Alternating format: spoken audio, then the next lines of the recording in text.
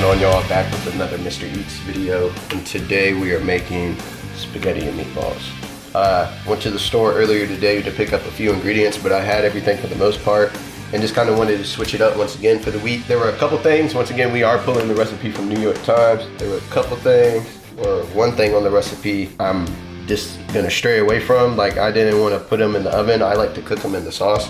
At least that's how I grew up doing it.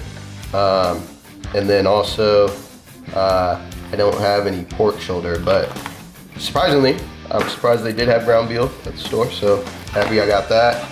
Got some pork, and then I also got my ground beef, seasonings, breadcrumbs, and then pasta. So obviously for the most part, it's gonna just be making the meatballs, but I think it'll be a fun part of just, you know, doing this from scratch, making them the authentic way, and then of course tuning back in for that taste test. So let's go ahead and get cooking.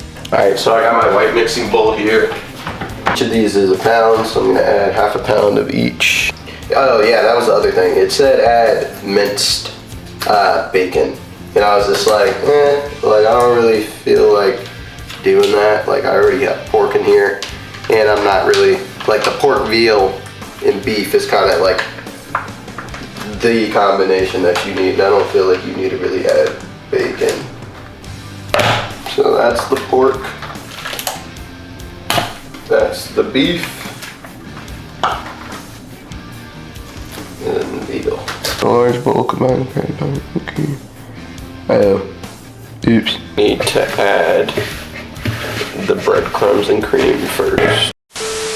What is going on, y'all? Wanted to tap in here. I use store-bought breadcrumbs.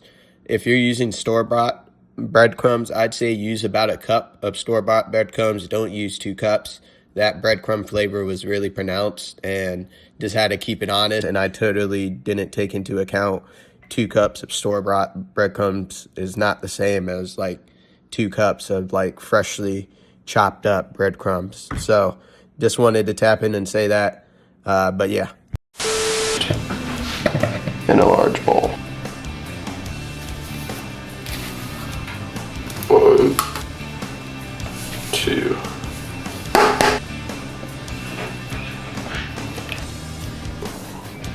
So it says let this sit for 5 minutes and then mash it with the fork. So I'm gonna let this sit, and then I'm gonna come back.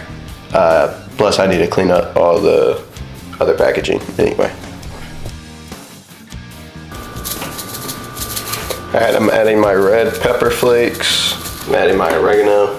I couldn't find any fresh oregano at the store. I'm gonna add some Italian seasoning, and the breadcrumbs already have some too, so here's some Italian herb blend, some black pepper, Sazon packet, a little bit of garlic powder, and some salt.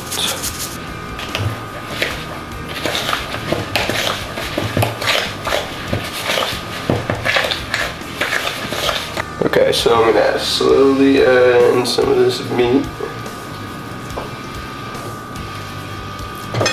Just start to mix that together.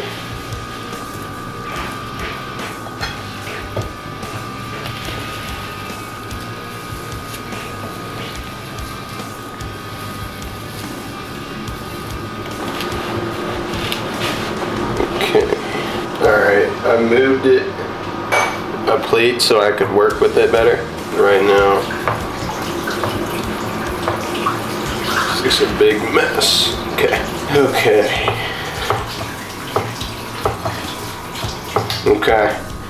We got something congealed.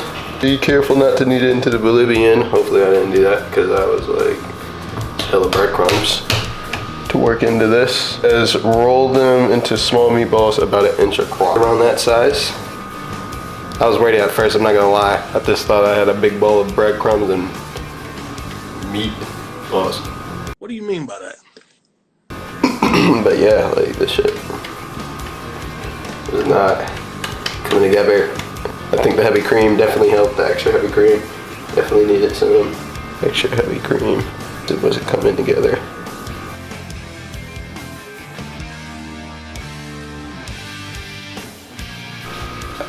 Alright, so I'm about to start frying these. I'm gonna put some butter and also olive oil.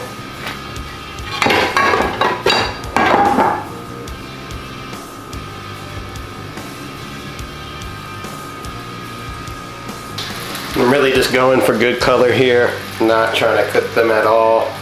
So I have it set to just a low 4.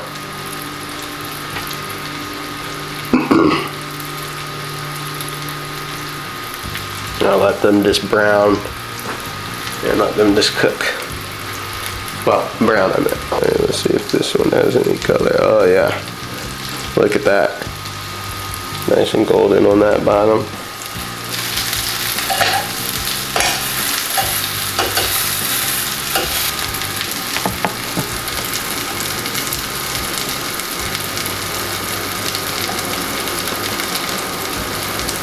I'm going to add my pasta sauce.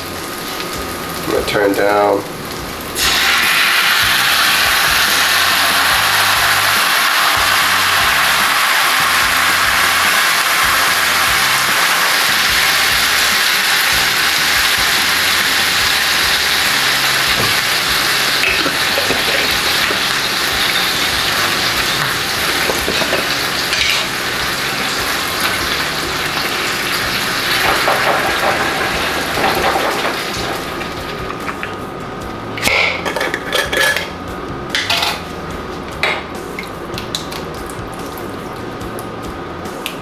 More sauce. More. More.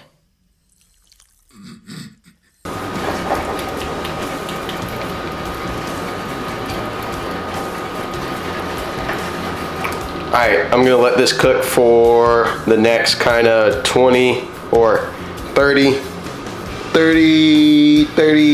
40 minutes. Make sure those meatballs are nicely cooked through, and then we'll tap back in for the final taste test. Alright, so we're back with the final taste test. I did let these cook for some time in the sauce, so they are pretty like soaked in with the sauce. And yeah, you know, just let them cook, get the flavor in there. But yeah, I'm ready to eat. They look good, smells good. Topped it off with some Parmesan cheese. And yeah, about to say my grace. Alright, so mix that in with the pasta, get some of that sauce on it. But yeah, I really want to dig into this meatball. See how the breadcrumbs affected it. Spaghetti meatballs is definitely like one of them ones. My dad growing up made some fire meatballs.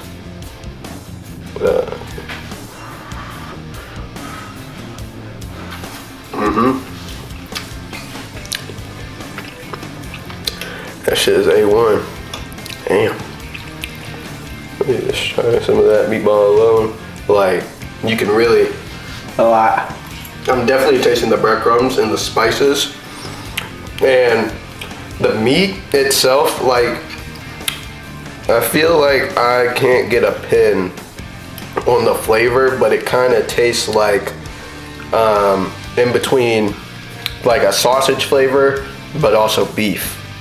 Like, but you know, because I added pork, I did pork, veal, and ground beef. So the sauce is like deep.